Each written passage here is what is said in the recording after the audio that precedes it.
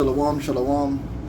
First, I'd like to give all praises unto Yahweh, Bahasham Yahweh Shai, Waharakah Kodash, and double honors unto the apostles and elders of Great Millstone, and honors to you brothers out there in the highways and the byways teaching this word in all sincerity and in truth. And I want to touch on, you got these individuals that's still trying to find some kind of way to save the other nations, which the other nations can't be saved based on the definition of salvation. And I might have to go into that again, because the salvation that the scriptures are speaking about in regards to the Messiah is saving the Israelites from the consequences of the curse of the law. That is what the salvation is. The reason why the Israelites were in captivity was as a direct result or as consequence for them breaking the old covenant. Yahweh Shai came to deliver the elect and therefore the entire nation, the seed, from the curse of the law, because the curse of the law wasn't on mankind. The curses written in Deuteronomy the 28th chapter wasn't on mankind. The entirety of mankind didn't stand before the Lord and say, "Cursed be he who doeth not all things which are written in this book." The curse of the law is upon a particular seed of people. The Messiah came to save that particular seed of people from those curses, that they could receive the blessings which were ultimately due unto them because of the covenant made with Abraham and Isaac and Jacob concerning them. And you can't flip your seed, man. You see, you are who you are. Just like you can't change your gender, right? It don't matter if you cut your penis off and put a hole in you and make it look like a vagina. You're not a woman. Yeah? You are what you are. You could dress it up, you could try feign it, you could try fake it, yeah? But at the end of the day, you are what you are. If you're an Israelite, you're an Israelite. You can't change it. If you're a Edomite, you're an Edomite. You can't change it. The Lord have made it that way. Now, I want to be quick. This video that the elders from Dallas did, beautiful video. They go into the whole Esther 8 and 17, right, and break it down beautifully, because you had this goofy individual who, end of the day, is not even dealing with a wisdom. He hasn't even searched out the matter. There's something called context. He's just trying to be somebody. Oh, if I can try and find some kind of fault with these men's doctrine, I could be somebody. Don't try and be nobody, man. Just strive for the truth, man, and the Lord will bless you. Don't try and be somebody, man. All right, stop trying to be the main character. This isn't influencers. Influencers are always trying to be relevant. Just do your job, man. Anyway. Esther 8 and 17 said, "And in every province and in every city wheresoever the king's commandment and his decree came, the Jews, right, had joy and gladness, a feast and a good day." Right? These were actual Jews. These were the seed mainly of Judah, Benjamin, and Levi, right? The southern kingdom.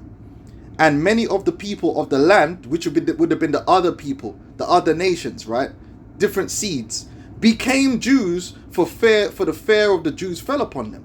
And Apostle Tahar already broke down that this became Jews doesn't mean. So what do you think? Like what did they flipping transform? What the hell's wrong with these people? You're a Jew based upon who your father, your seed, your sperm, your DNA, if you want to put it like that. So what do you think? What did they do in gene therapy? They changed their DNA. Now their father's sperm isn't their father's sperm. No, it means they took upon themselves the culture of the Jews. They became Jews culturally, not literally. But the Lord is dealing with literally the seed of Israel, which includes the Jews. Right? Now, we could prove that real quick and easy. Right? Real quick and easy, right? Let's go to 2nd Ezra, the 3rd chapter, and we're going to scroll down, all right? These men are taking the birdie, right? No doubt. Anyway, where am I going to start from? Right, verse 13. Now when they lived so wickedly before thee, thou didst choose thee a man from among them, whose name was Abraham. Him thou lovest. What does that say about the rest of them dons? Him thou lovest, and unto him only thou shewest thy will. So the Lord was only dealing with Abraham like that. He had a very close relationship with Abraham. All right. Now these guys are going to say, what about Lot? What about Lot?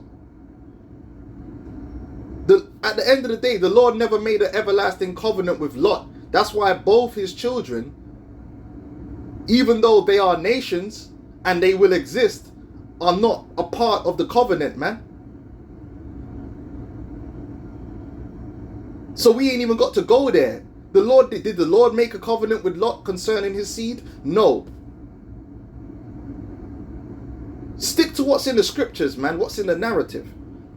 Right? It says, and made us an everlasting covenant with him. An everlasting covenant. Right? Promising him that thou wouldest never forsake his seed. Now, when he said his seed, do you think he was talking metaphorical or theoretical? No, his seed represented those that were going to come from his loins, which is identified in the scripture as, and unto him thou gavest Isaac, his seed, and the covenant went unto Isaac, and unto Isaac also thou gavest Jacob and Esau. But guess what? As for Jacob, thou didst choose him to thee. So the covenant rested on Jacob. Jacob is the seed of Abraham. Jacob and his descendants. And that's abundantly clear throughout the scriptures. Hence why the scriptures is centered around the Israelites. The scriptures is not a book of humanity. The scriptures centers around the Israelites. Jacob is the protagonist. Jacob is the main character. It's not a book about mankind in general. Otherwise, you would have books which surround the Babylonians or surround the Egyptians or surround Edom. That's not in the scriptures. If you really want to go into detail about them man's history, you got to go to them man. The detail in the Bible is really about Israel and how we interacted with these other nations. Okay? And put by Esau. Esau, just like Ishmael, right, was not under the covenant. They weren't part of the covenant. Right? And so Jacob became a multitude. Why does it say so Jacob became a multitude? Because Jacob is that multitude that's as the sands of the sea that the Lord spoke to Abraham concerning. Jacob is going to be those kings that come from Abraham. That has nothing to do with the other nations. The kings, the multitude, the royal people, the people who would inherit the land, that is Jacob.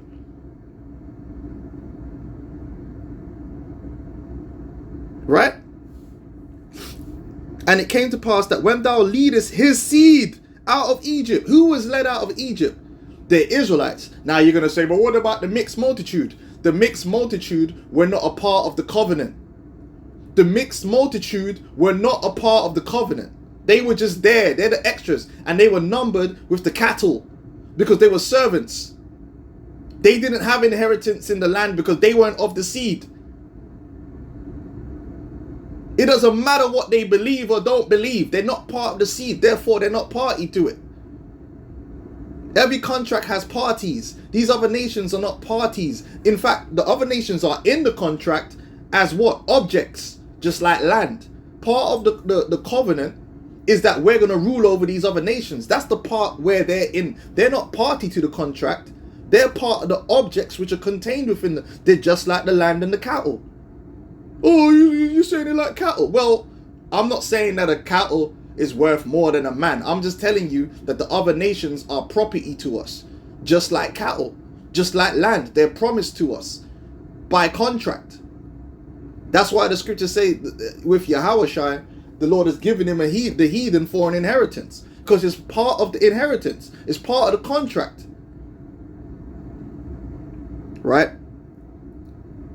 And it came to pass that when thou leadest his seed out of Egypt, thou broughtest them up to the Mount Sinai, and bowing the heavens, thou didst set fast the earth, movest the whole world, and madest the depths to tremble, and troublest the men of that age. Or And thy glory went through 4 gates of fire and of earthquake and of wind and of cold, that thou mightest give the law, this was the old covenant, unto the seed of Jacob, and diligence unto the generation of Israel. And that's why, if you go back, it speaks about teaching your sons and your sons' sons. And it speaks about from generation to generation. Because guess what? Let's say you're born today, right?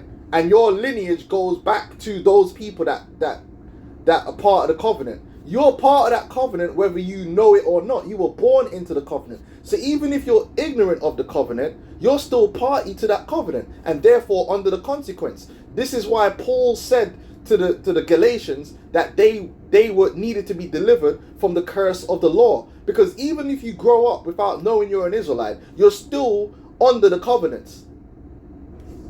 And therefore, you face consequences, even if you're in ignorance, because the covenant is attached to the seed.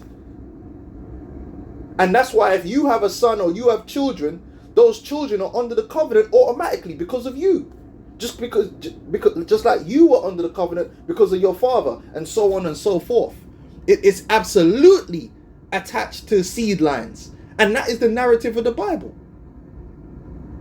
Just like if you have a king, you can have a guy who he don't know that his father is the king, right? But guess what? They show you that in Game of Thrones. Once it's found out that his father's the king, it's like, oh yeah, but yeah, that means he's eligible. He has an inheritance to be king. Because he was born with it. And you can't flip that. You can't make yourself into that, man. The Gentiles that were returning into the fold in the New Testament were Israelites that were scattered among the other nations and who had lost their identity. And they were being brought back to the Lord through his mercy and power by his divine wisdom, knowledge, and understanding. Because the Lord knows, even if you don't know who you are, the Lord knows who his elect is. And he gonna find them through this truth.